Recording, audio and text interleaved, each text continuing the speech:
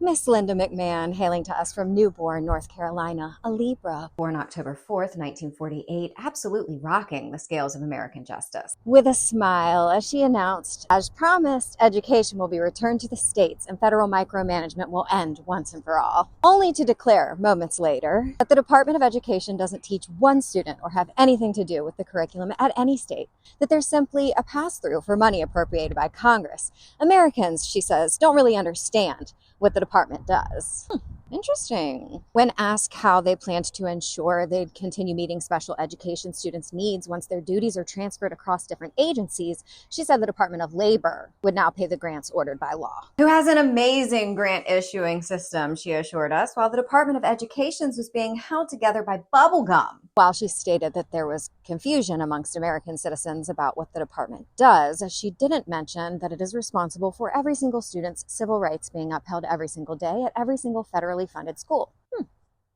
Interesting.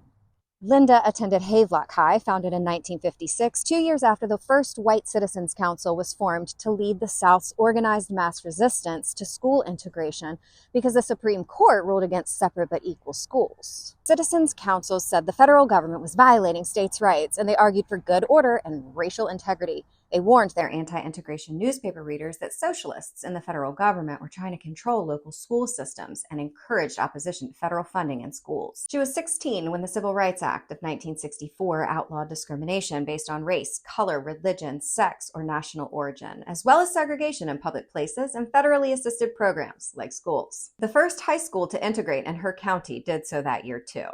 Do you think she noticed? Linda began studying French at East Carolina University the same year the first Black student graduated in 1966. During the 60s and 70s, the Citizens Councils continued obstructing school integration by calling for school choice. They encouraged nationwide opposition to busing children to school across color lines and taught white people how to found private schools, creating constant conflict for Black children and parents braving integration. Linda was 32 when the Department of Education was founded to ensure equal education for all and to streamline education-related activities from across multiple agencies. At 77, while dismantling said department, billionaire Linda, who found success in televised staged wrestling by half-naked men, will enjoy a taxpayer-funded 50-state tour of our education system. I'm sure that couldn't be done more efficiently or affordably with a series of one-hour Zoom calls, but feel free to remind us what you said about bureaucracy, girl.